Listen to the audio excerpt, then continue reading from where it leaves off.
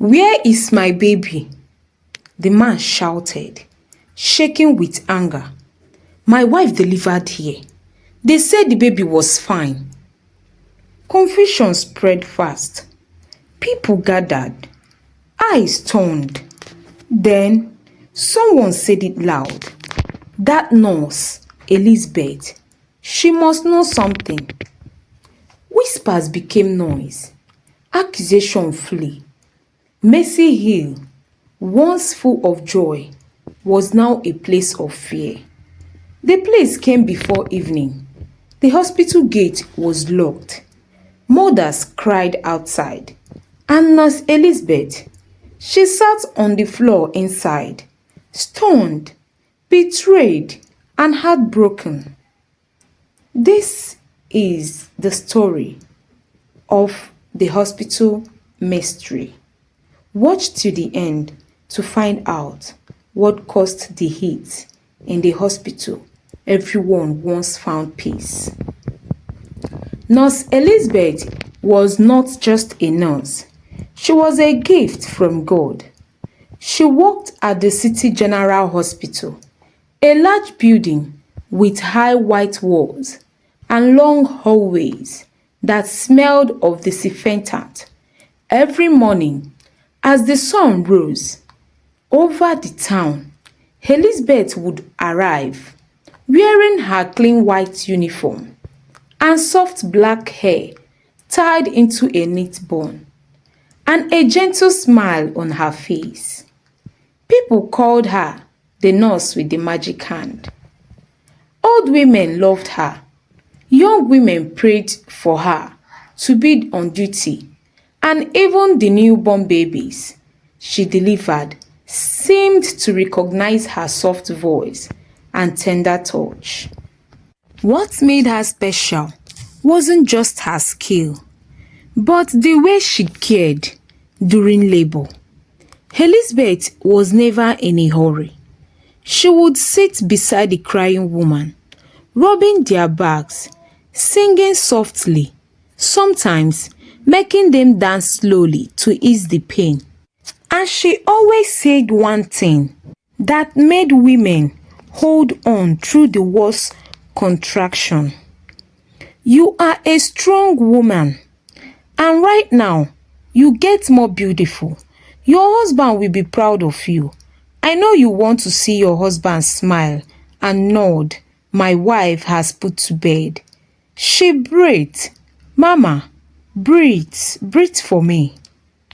When the baby finally arrived, Nurse Elizabeth always did one thing. She smiled warmly, whispered, "Welcome, little one," and gently placed the baby on her mother's stomach. The room would grow quiet. The mother would cry softly, and Elizabeth would pat her shoulder and say, "You did it." That moment, the bonding between mother and child was sacred to her.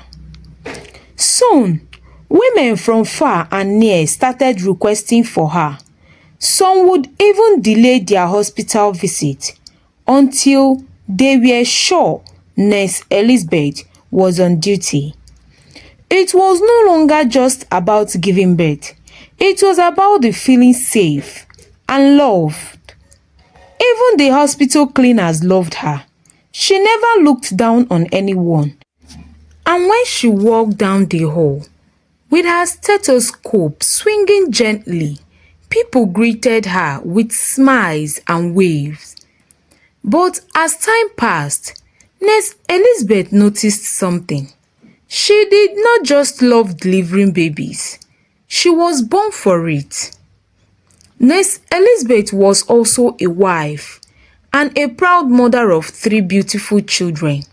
Her home was full of love, laughter, and the sweet sound of baby cries and little footsteps. She made a decision of opening her own maternity. Her husband, Mr. Obinna, was calm and thoughtful, a man with deep eyes and quiet strength. He once worked at the local government office. But when Elizabeth's dream of opening her own maternity became serious, he made a bold decision. "I will stay home," he said one evening while they sat on the veranda watching the kids play. "You are the healer in the house. Let me manage things here. I will take care of the children and monitor the compound." Elizabeth was touched. Not every man would do that. But Obinna was different. He became the rock of their home, cooking sometimes, helping with homework, keeping the house in order, and watching over the children like a lion with his cubs. Meanwhile, Elizabeth still worked at the general hospital, but she had reduced her schedule. She no longer did night shifts. She had spoken to her matron and explained that she needed more time during the evenings. "Lizzie, we understand," the matron said. "You've given us your best. Do what your heart leads you to." So, during the day, she worked at the hospital, and in the evening and weekends, she returned to her own little maternity, the one beside her house. The building wasn't fancy. It was a plain structure with no paint, just clean cement walls and a brown zinc. But when you step inside, you would smell antiseptic, baby powder, and joy. She placed 3 beds in the labor room, added a few plastic chairs, and put a standing fan in the corner. There was a small waiting area with 2 benches and a tiny wooden table where a nurse recorded names.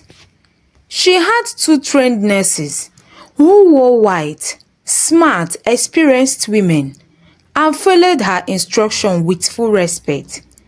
And then there were 4 apprentice nurses, all in soft blue uniform, always eager to learn. And even though her maternity was growing fast, Elizabeth remained herself, humble, smiling and full of care. When a woman in labor entered, crying or shaking, Elizabeth would take her hand gently and say, "You are a strong woman, and right now you get more beautiful. Your husband will be proud of you. I know you want to see your husband smile and say my wife had put to bed. So breathe, Mama, breathe." And they would, because there was something about her voice, something that gave women strength. Her husband, Obinna, kept everything in order around the compound. He cleaned the yard, checked the water tank, opened the gate for cars, and even carried patients when needed. He was quiet, but his presence was strong, and he was not proud. From the outside, it looked like a simple family with a small clinic, but inside, it was a place where miracles happened every week. It started quietly. A neighbor came to register for delivery, then her sister, then another woman from church, then a friend from the market. No posters, no radio announcement, just one voice telling another. That small maternity by Nurse Elizabeth's house. She treats you like her own. Before long, pregnant women were coming, some in the morning, some in the evening, walking with gentle smiles and quiet hope in their eyes. They came in twos and threes, wearing wrappers and carrying plastic folders. Some were shy, holding their waist. Others came bold, full of jokes, but all of them left smiling. It was never about the size of the place. The building was still unpainted, but the feeling inside, peaceful, calm, and safe. Elizabeth made sure of that. Every woman who stepped into the maternity met her calm voice and warm welcome. "Come in, my sister. Sit down and rest first." She offered cold water, sometimes slices of purple. And when she checked them, she explained every step in a soft tone that made even the most nervous woman relax. Her antenatal classes were special. She held them every Tuesday and Friday under the big mango tree in her backyard. The sun would be mild, the air fresh. Women sat on plastic chairs or mats, fanning themselves and laughing softly. Elizabeth stood in front, wearing a simple blue gown, and tied her scarf like a school teacher. Her voice was steady as she taught how to breathe during contraction, how to know true labor, what to eat, what to avoid, how to care for the baby's cord. Why rest is not laziness. She used a soft-clothed baby doll to demonstrate how to bath and swaddle a newborn. Her apprentice nurses, dressed in blue uniforms, handed out notes and held up items for everyone to see. At the end of each section, she handed out sachets of milk, small fruits, or boiled egg. It wasn't plenty, but it came with love, and they felt it. Sometimes husbands came too. They sat quietly at the edge, watching the wives smile and take notes. One man even brought biscuits for all the women. Another offered to fix the fan in the clinic. It became a community, small, growing, and happy. And when it was time for labor, Elizabeth was always there. She didn't shout. She didn't panic. She would just take the woman's hand, rub her back, and say gently, "You are a strong woman, and right now, you get more beautiful. Your husband will be proud of you. And I know you want to see your husband nod and say, 'My wife has put to bed.' So hold on. You're almost there." Some cried. Some smiled through tears. But one by one, they gave birth with courage. And after each baby was born, Nurse Elizabeth would smile and say, "Another light has entered the world." It was a small building beside her home, but inside it, joy was always being born. The sky was dark that evening, the kind of darkness that carried breeze, no rain. Nurse Elizabeth had just finished eating dinner with her family, yam and vegetable soup. She was already tying her evening wrapper, getting ready to rest. The children had gone inside. Her husband, Obinna, was locking the gate. Then it happened. A loud knock, then a shout, then more knocks, desperate, loud, panicked. Obinna opened the gate and saw a man, barefoot, with sweat pouring down his face. Behind him was a small bike, with a woman slumped on it, heavily pregnant. She was mourning. Her wrapper was soaked with water and blood. Another woman stood beside them, holding a bag and crying, "Please, please, please, sir, help us. Na Nurse Elizabeth we dey find." The man shouted, "My wife dey labour, no register, but we dey beg, her beg." Obinna ran into the room. "Lizzie," he called softly, "please come out. A woman is outside. She's already bleeding badly." Elizabeth stood immediately. She didn't ask for money, She didn't ask about registration. She simply rushed out. "My darling, please on the generator," she said quickly. "Make sure the light stays." "I'm on it," Obinna said, already heading towards the backyard. She didn't wait. By the time she got inside, the trained nurses on night shift, Nurse Chiamaka, had already rushed out of the building, followed by two apprentice nurses, Ada and Peace. They had started preparing a bed, laying white sheets, boiling water. "Bring her in," Elizabeth commanded gently. The woman was placed gently on the bed. She looked pale, weak, barely conscious. She was in second stage labor, but something wasn't right. Elizabeth didn't panic. First, she checked her. Blood pressure low. Pulse faint. Baby's heartbeat weak. She had lost blood.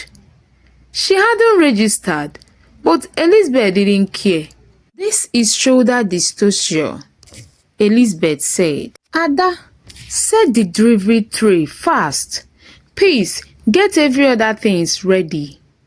Chiamaka, I need you in a fetal position now." "Yes, ma," they said in unison and moved fast. Inside the quiet maternity, a storm of life was moving. No panic, no confusion, just purpose. Elizabeth bent close to the woman's ear. "You are a strong woman. Right now, you get more beautiful. Your husband will be proud of you. I know you want to see your husband nod and say my wife had put to bed. So breathe with me." Eh? Did you hear me?" The woman gave a soft, painful sound. Her lips trembled. Her eyes remained stuck. She was weak, but she was still holding on. The generator hummed in the background. Elizabeth walked with steady hands. She removed her bangles, cleaned her hands again, and slowly turned the baby's shoulder, gently releasing the tension inside the womb. "And now," she said, "push." Nothing, then a scream. Then the baby came out, but quiet, no cry. Elizabeth passed the baby to Chiamaka. "Suction now. Peace, support the neck. Don't stop rubbing." The baby was limp. Chiamaka and Peace walked like clockwork. Ada brought the oxygen. "Come on, baby," Chiamaka whispered. "Cry for us." And then a sound. Then another. Then a cry, full, loud and strong. Elizabeth smiled. Ada burst into tears. The mother blinked. For the first time, she focused. "You did it," Elizabeth whispered. "Your baby is here." She laid the newborn on the mother's stomach, and the woman touched her baby and cried. It was 2:15 a.m. when the man returned with wrappers and clothes. He stood at the door, removed his slippers and knelt. "Thank you, God bless you, nurse. You have saved my whole world tonight." "Your wife is a fighter," Elizabeth said, smiling. "Next time, register early. But you are lucky we were here." "Yes, please, how much?" he asked shyly. Elizabeth looked at him, shook her head softly and said, "Give what you can. This one is not about money. Just come back for naming and bring powder too, and rice and biscuits. Let's celebrate." He nodded, but still kneeling. The nurses cleaned the room. Ada boiled water. Chiamaka wiped down the bed. Obinna helped fix the front bulb, and locked up again. Elizabeth stayed till morning. She didn't return to her room. She sat at the maternity's front bench with a blanket and tea in her hand. By morning, people had heard. One said, "That nurse Elizabeth, that woman, she's not ordinary. She didn't even collect money first. God will bless her." I say God will bless her.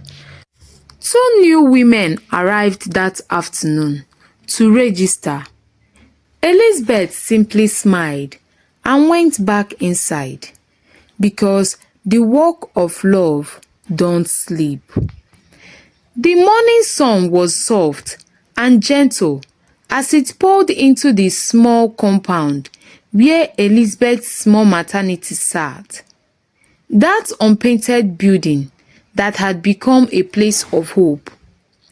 Inside the building, Elizabeth was adjusting the mosquito net in one of her side rooms when she heard a knock, soft, unsure. She stepped out, and there at the entrance stood a young girl. She looked barely 17, thin. Her wrapper was tied, her eyes full of fear. Beside her stood an older woman, holding a polythene bag. "Good morning, ma," the elder woman said. "Abeg, we need help. She's in labor." Elizabeth looked at the girl, then at her belly. She was in early labor.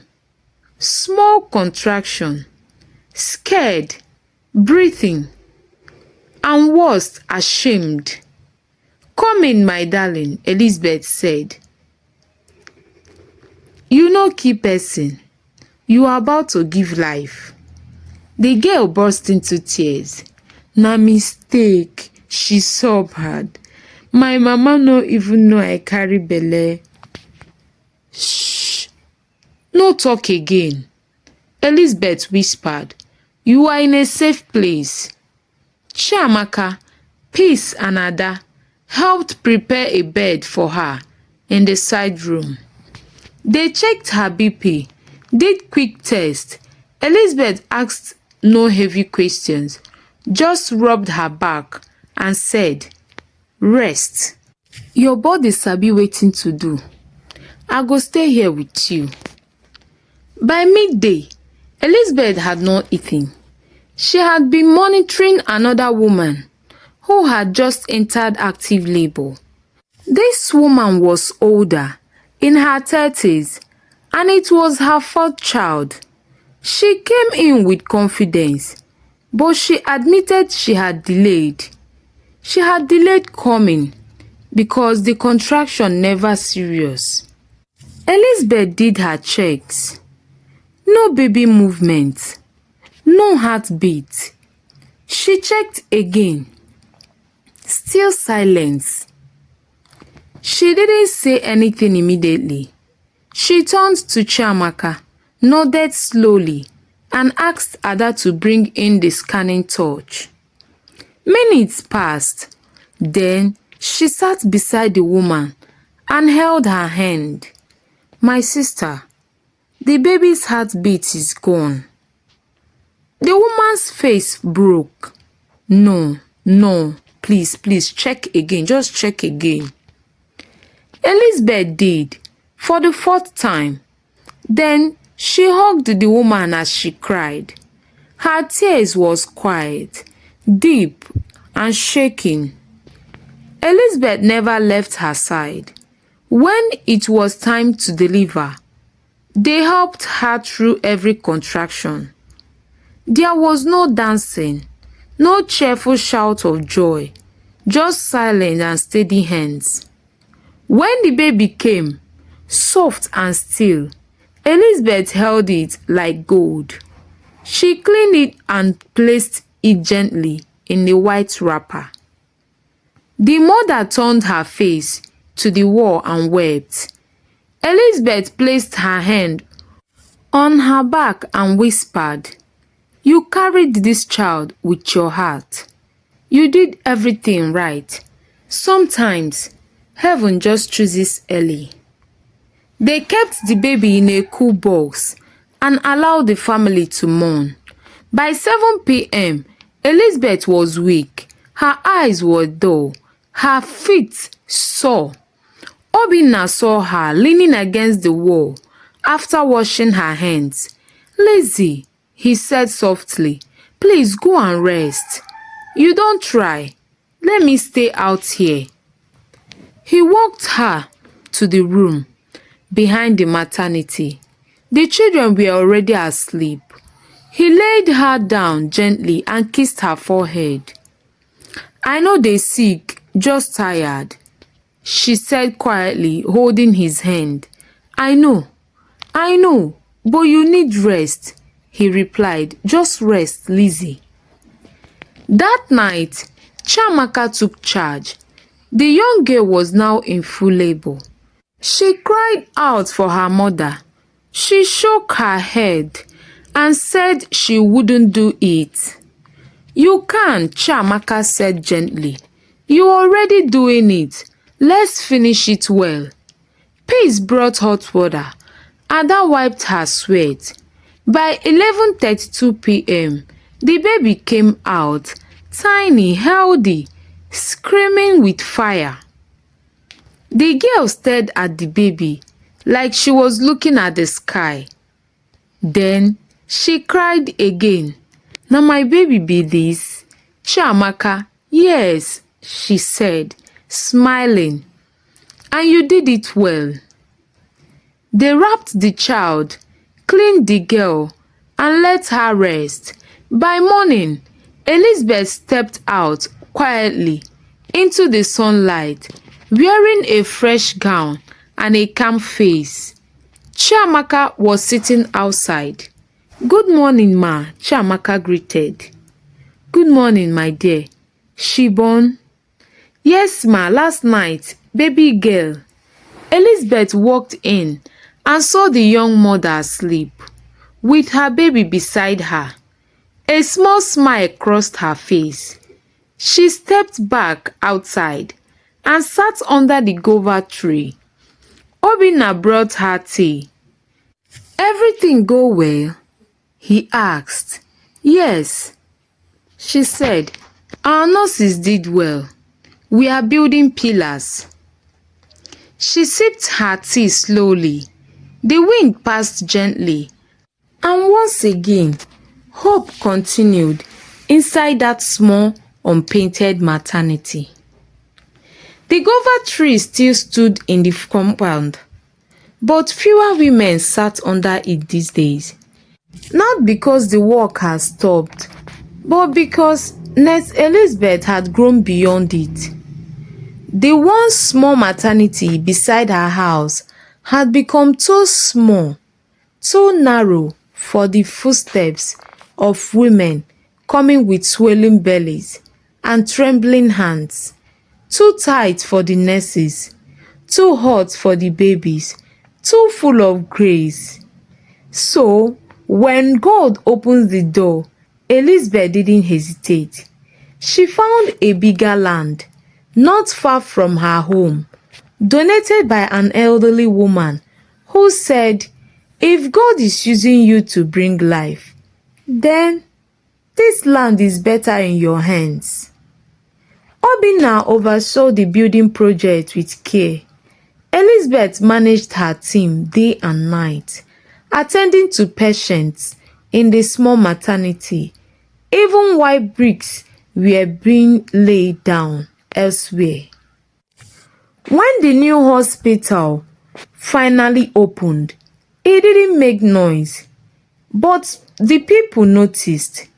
A neatly painted main building with a maternity wing, private rooms, and a ward, a side building for antenatal talks and postnatal checks, a laboratory section with microscopes and scan room, a children clinic decorated with cartoon drawings and simple toys, and a standby emergency room, small but always ready.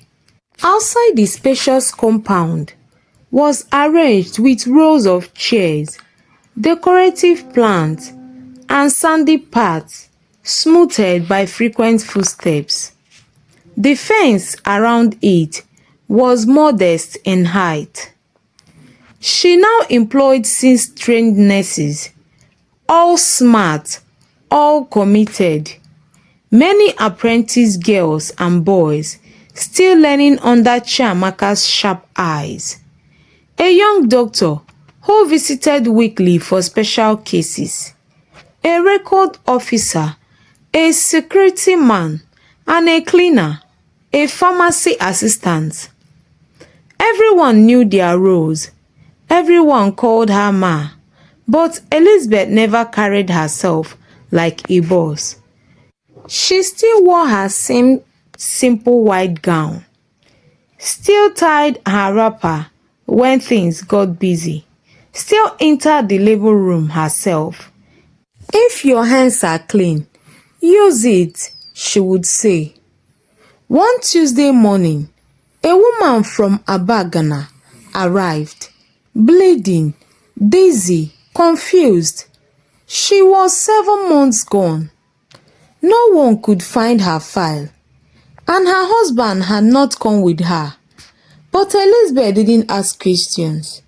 She laid the woman inside herself. "You are safe now. We go handle am." And they did. By the next day, the woman's bleeding had stopped, and both mother and child were stable. Her people sent fruit baskets and prayers. Soon, whispers turned into words. That hospital, that one wey Nurse Elizabeth dey run, they don't care about who you are. Once you reach there, dem go attend to you. Some called it a hospital of mercy. Some said she's doing what government hospitals can't do. Others simply said, if Elizabeth touches you, you will live. And so they came. Pregnant women, mothers, sick children, wounded bike riders, even old men with stubborn coughs.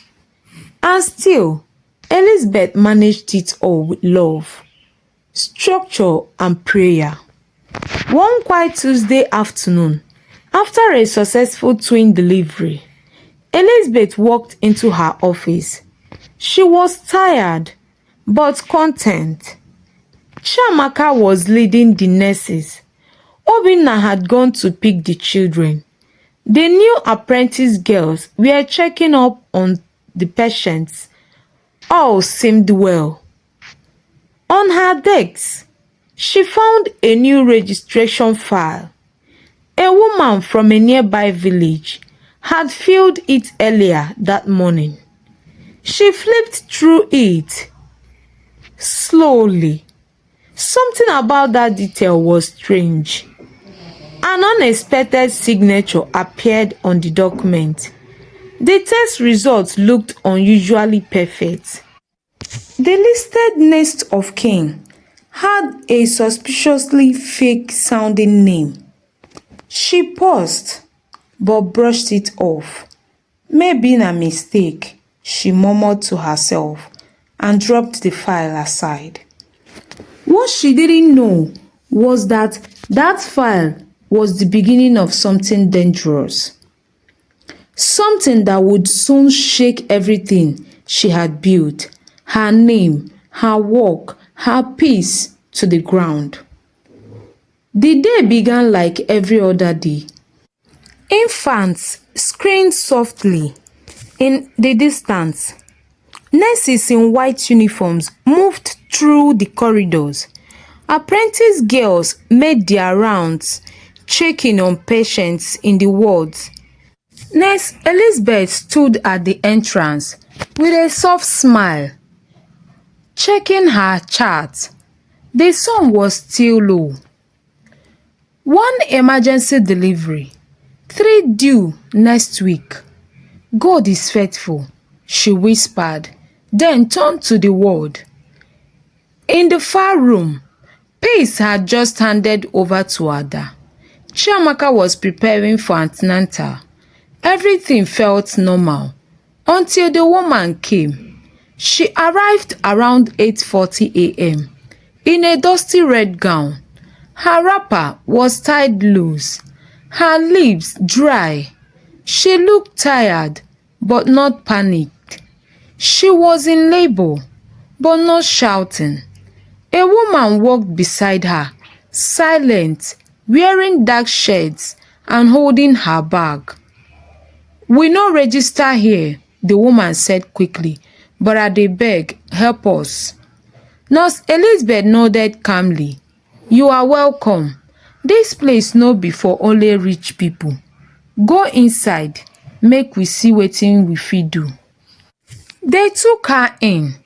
The silent woman didn't enter. She stood at the entrance for a while, then quietly walked around the back of the hospital compound. No one noticed. By 11:07 a.m., the baby was born. A healthy girl with a loud crackling voice. She was cleaned, wrapped, and placed in her mother's arms. Elizabeth didn't stay long. She had antenatal to attend to. The woman was transferred to the resting room. Peace recorded the birth. 2 hours later, when Chiamaka came to give routine medication, there was no baby. Not in the cot, not beside the mother, not even with the mother, who now looked sleepy, weak and unsure. "Where the baby?" Chiamaka asked sharply. "Shebi she dey cry. I don sleep small." They searched, asked and shouted. Elizabeth ran in and checked everything. The baby was gone. 2 days later, a man arrived at the hospital gate with the policemen. He held a picture of his wife and the baby. "Where is my child?" "My wife said you people gave her baby to someone else." The compound scattered. The nurses were speechless. "Sir, your baby was delivered here, healthy," Ada said. "Your wife rested, then the baby went missing. We are still investigating." But the man didn't believe them. His voice shook with rage. "She told me she gave birth safely. But then she woke up and the baby was gone. Who took her? Who took my child? How can the whole hospital lose a baby?" A few bloggers arrived. A neighbor went live on Facebook. Women outside murmured and hissed. "Na so dem dey hide babies. No be the first time oo. God forbid. I no dey go there again." By evening, the hospital was sealed. The director, Mr. Obinna, Elizabeth's husband, stood in silence as they locked the compound. Elizabeth leaned against the wall outside the sealed hospital, her white gown stained with dust. "What did I do?" she whispered, but no answer. Days passed, then weeks. The nurses stayed home. The apprentice girl stopped coming. Elizabeth remained indoors, praying and weeping quietly. Mr. Obinna, her husband, went from one office to another, begging for truth and justice. People crossed the road when they saw her in the market. Even her children asked, "Mommy, did someone take the baby from your hospital?" She couldn't answer, just smiles. Until one morning, the compound had been locked, but Mr. Obinna came to clean and maintain it secretly. He worked with one of the apprentice boys to check the garden. The security man, Mr. Paul, came with his bucket of tools. He was silent. Then he said, "Sir, one thing still dey my mind since that day." "What is it?" Mr. Obinna asked. "Dat woman wey follow the new patient come. She no enter inside that day, but I see her later for gate. She hold one baby." "I don't know, sir. She just say dem don discharge us. I no fit question her. I think say una don approve am." Mr. Obinna froze. "You saw her with a baby?" "Yes, sir." "And she waka fast comot." That same afternoon, Chiamaka, who had returned to clean the locked maternity, remembered the CCTV camera they had installed near the back gate. They rushed to the small monitor and scrolled back. And there she was, the woman in dark shades, carrying a bag and a baby wrapped in clothes, walking past the fence, whispering something to the security man, leaving. A few more scroll back, and she appeared again on a different day, carrying another baby.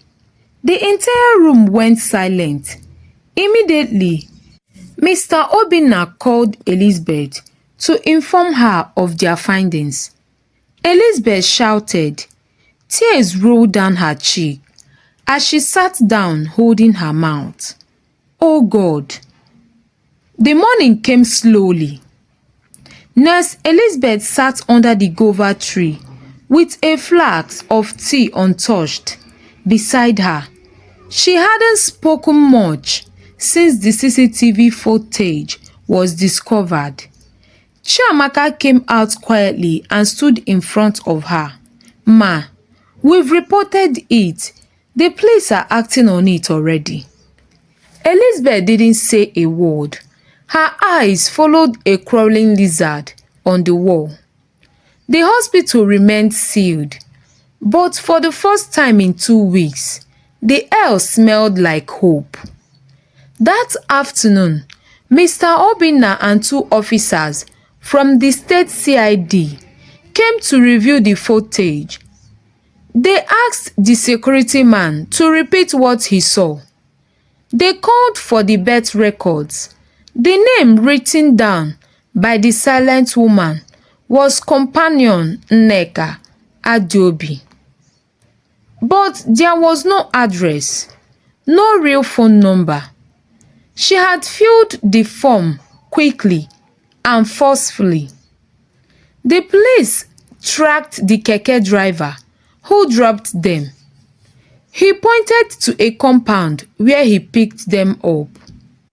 They went in and they found her. She opened the gate halfway, eyes dafting. Behind her, they heard a baby crying, a loud, deep baby cry. "Madam, good afternoon," the officer said. "Where is the baby?" "Which baby?" "Which baby?" she asked. But the man behind her, a bearded man in a sleeveless singlet, stepped forward. "Wait first, officer. What is going on here?" They entered, and there it was, a blue wrapper on the floor, and 2 used hospital birth tags in the dustbin. The woman broke down. "I no sell them oo. I no sell them abeg," she cried. "Na just help. Na help I dey help people collect baby for those wey no get." "So na market baby be dis?" the officers shouted. "No sir, no be like that." But it was too late. They were both handcuffed and laid out as the neighbors gathered. Na dem, so na dem dey collect people pikin. Only 2 babies were found. One of them, the one delivered just days before, was still wrapped in the same hospital wrapper. The other, already renamed, was lying in a cot in the room. The third baby hadn't been found. The police took the baby, documented them, and they sent them to the state clinic for tests and temporary custody. One of the mothers was called. When she saw her baby, she fell on the ground, crying and screaming. Na lie, na my baby be this. Yes, madam, the officer said, you are lucky. By Saturday morning, a large crowd had gathered in the front of Mercy Hill Maternity. Journalists, old patients, neighbors, some came to apologize, some came to cry. The seal on the gate was removed, the lock turned, and Elizabeth stepped out. Her white gown was freshly ironed, her face calm, her steps slow. We are opening small, she said quietly. The nurses came back. Apprentice girls returned, some in tears. Pace hugged Chiamaka tightly. The director, Mr. Obinna, stood behind them all, quietly watching. And when Elizabeth stepped back into the ward, she saw the empty cot where the first missing baby was laid. She placed a clean wrapper over it and whispered, "May God keep every child we couldn't find." Donations began to pour in. A local NGO delivered diapers and essential medications. A politician visited quietly and handed over a check. Woman testified online. "This woman no deserve that shame. She treat me well when I born my twins. Even when I no get money, she delivered me." Nurse Elizabeth smiled, just a little. The sun was mild that Monday morning. Nurse Elizabeth sat at the edge of the veranda, a book in her hand.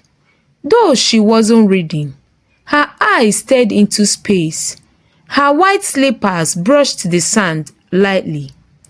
The compound was quiet.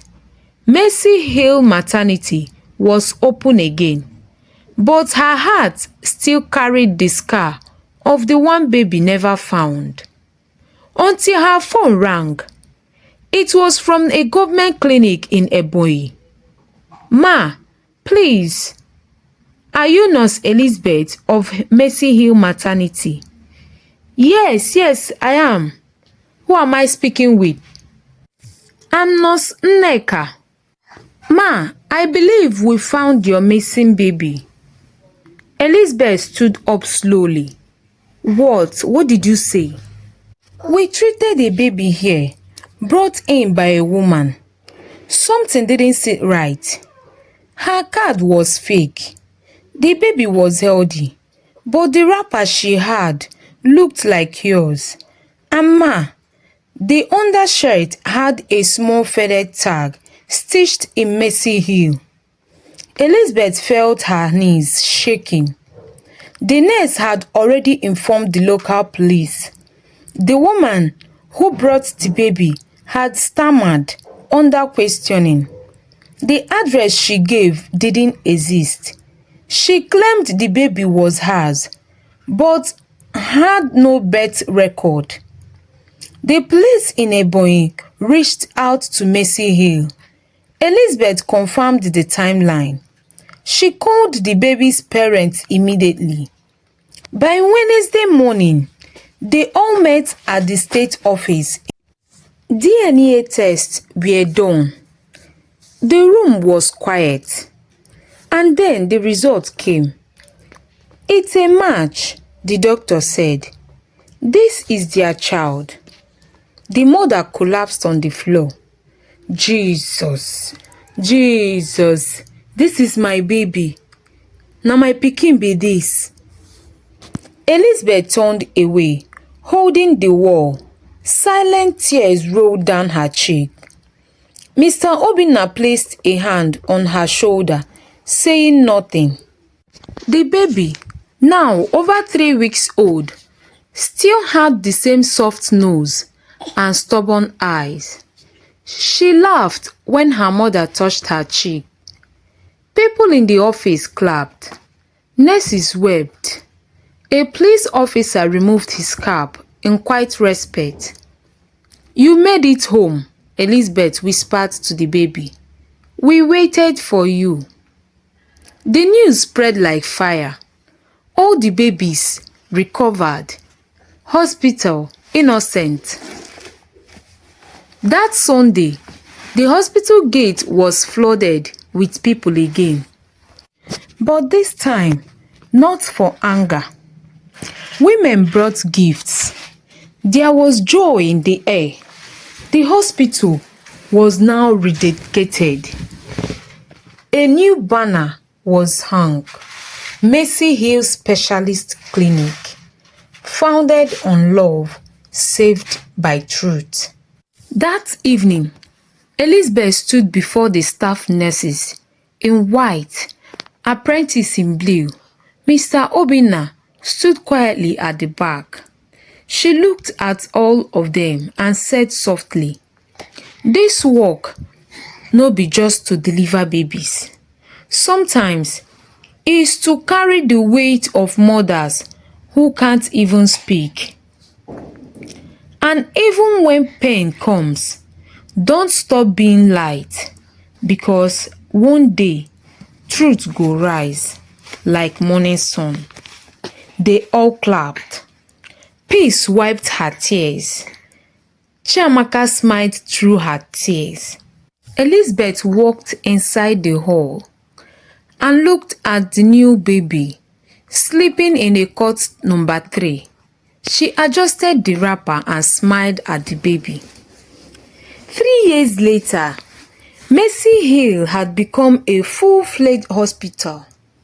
Chiamaka became a certified midwife. Peace got a scholarship. And on the wall, just near the guava tree, hung 3 framed pictures. The 3 babies that almost disappeared. Now growing strong and healthy. Moral lesson: don't judge people without knowing the full story. Always do good even when no one notices. Be careful who you trust. Not every smile is sincere. If you're watching this story and you haven't yet subscribed, you are missing out on more inspiring and emotional stories like this one. Please hit the subscribe button. Like this video if you enjoyed it. Drop a comment to share your thoughts. And please turn on the notification bell so you don't miss out in the next episode. And don't forget to share this video with someone who needs to hear this message. Thank you for your support. Stay honest, stay kind, and let the truth speak for you. Bye.